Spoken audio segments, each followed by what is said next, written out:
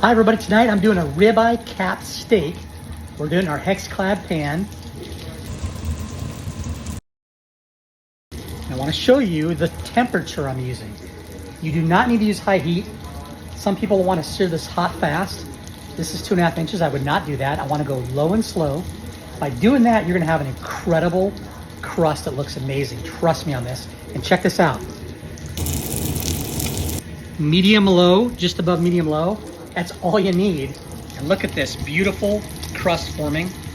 Going about 4 minutes aside, turning it over, watching it with our internal thermometer, so it's about 118.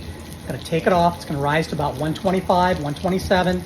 Perfect, a little bit on the rare side of medium rare, but we're gonna have an absolutely incredible ribeye cap steak.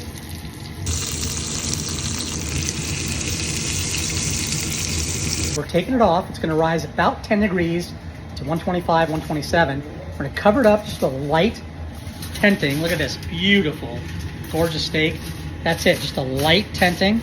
We're gonna let that rest. Temperature's gonna continue to rise. Those juices will stay absorbed throughout the meat. We're gonna have incredibly juicy steak. Wait till you see this.